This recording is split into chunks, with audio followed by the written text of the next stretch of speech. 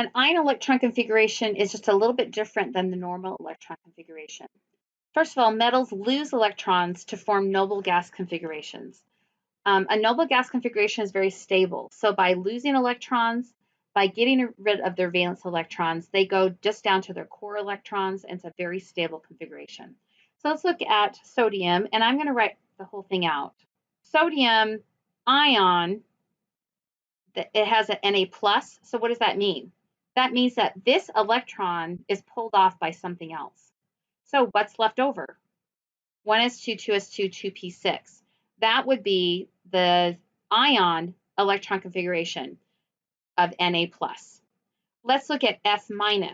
So this one I'm going to do a little bit different. So I'm going to find the F on the periodic table, and then this minus means that one electron came in. So I have an extra electron. So 1s2, 2s2, 2p5 is fluorine, but with one more electron coming in, I'm going to write 2p6. And then the same thing with oxygen here. So oxygen has 2 electrons coming in. So writing for oxygen, 1s2, 2s2, 2p4, but 2 came in, so 2p6. Now, what do you notice about all these ion electron configurations? So they all are copying neon. And neon is 1s2, 2s2, 2p6. So having a noble gas electron configuration, there's a special stability. This is why atoms lose electrons or gain electrons. Because all of these have the same electron configuration, they are known as isoelectrons. And you might think, oh, F- turned into neon. No, no, no. This is still fluorine. So it still has 9 protons. It just happens to have 10 electrons. So, and that's an important distinction. It's not that they're becoming a noble gas, it's that they just have enough electrons, just like a noble gas. They are still their own element. So the element does not change. We don't go in and mess with the protons. So again, oxygen still has 8 protons, but now it has 10 electrons. That's why it has a charge of -2 as an ion, is it's gained 2 electrons. So again, they're not becoming a noble gas. They are just have the same electron configuration as a noble gas, which is a stable configuration. So this one is still sodium. This one has 11 protons, but now it only has 10 electrons. That's where it gets its +1 oxidation number, or meaning that it loses an electron and is now a sodium ion. So for ions, they will always lose their outermost electrons or gain electrons to fill a sublevel. So let's look at sodium. So sodium, its valence electrons are right here. Its outer electrons, that's the largest number, the 3. So that's its valence electrons. These other guys, that is your core. These are your core electrons, okay? So when I go to look for just the sodium ion, it's going to lose that valence electron, and you're just going to have the core electrons left, which should always match a noble gas. And on this one's going to gain 1 electron. So we have 1s2, 2s2, 2p6. So this time we're filling in that sublevel. Here are the valence electrons. And here's the core. So those valence electrons, now we just have a filled sublevel. Now, something different happens with transition metals, and this is a common question. So please, please, please listen up. So when you look at transition metals, when it loses a valence electron, it's always the outermost electron. So writing vanadium, which is a transition metal, I get this configuration. What are the valence electrons? They are tucked in right here. These ones are always lost first. Once these are lost first, then you can lose the Ds. So don't start with the Ds, okay?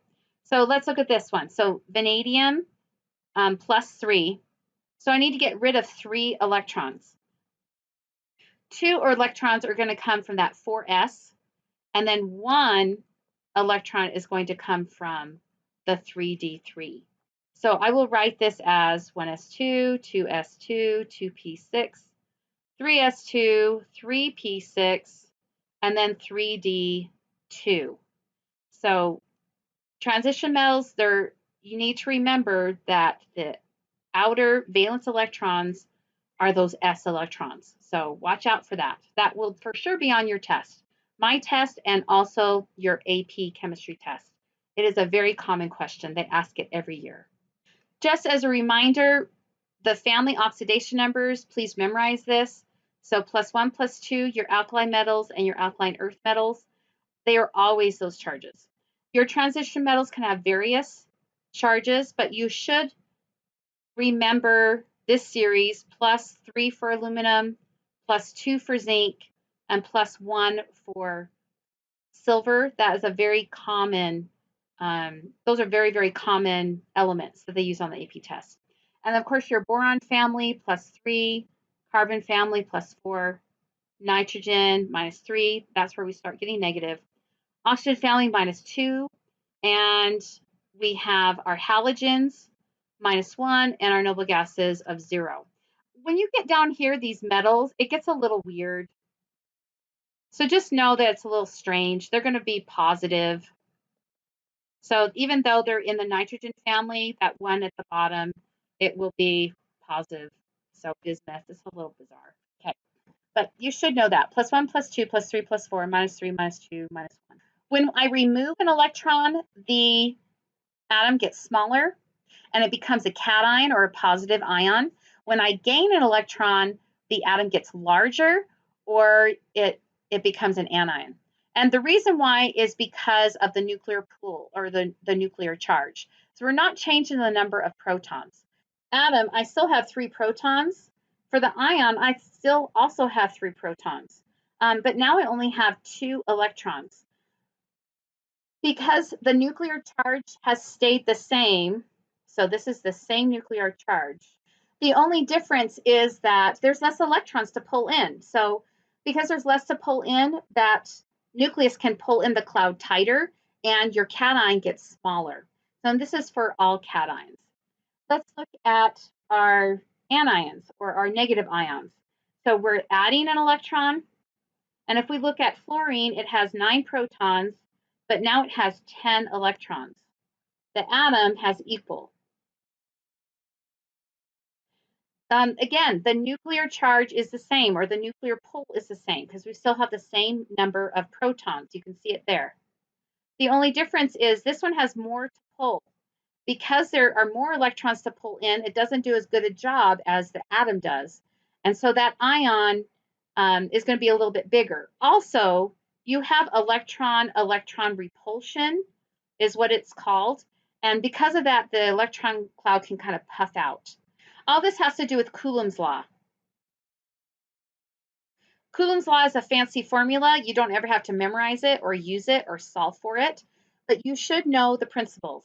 And the principles is electrons repel other electrons. Electrons are attracted to protons. So in other words, like charges repel, opposite charges attract, and distance is important. So an electron that is a valence electron is further away from the nucleus. It's not going to be pulled as strongly as a core electron, which is close to the nucleus. So again, the closer electron is to the protons, the stronger the force. And this just goes with those PES diagrams that we talked about. The core electrons take more energy to remove because distance is important. But that is Coulomb's law. Always use Coulomb's law in your explanations when you're looking at periodic trends. You can just say Coulomb's law, but I would go into detail and say that electrons are closer, that core electrons are closer, that valence electrons are further. You can talk about the nuclear charge. So look at the number of protons. That's what nuclear charge means. It's just the number of protons. Let's look at atom size. So size increases down a family, and that is because we're adding energy levels or adding a shell. And as we go across a family, the atomic size decreases. And that is because our nuclear charge is increasing. We're adding on a proton. And because of that, it's going to pull in the electron cloud tighter. So how can you memorize this? Helium atoms are our smallest atom, and down here, francium is our largest. So if you memorize those two atoms, this is the trend. And again, going across the period, it's because of increased nuclear charge, and going down a family, you're adding a shell or an energy level. And so because of that, it's going to get larger. And also something called shielding effect happens, and that does also increase the size.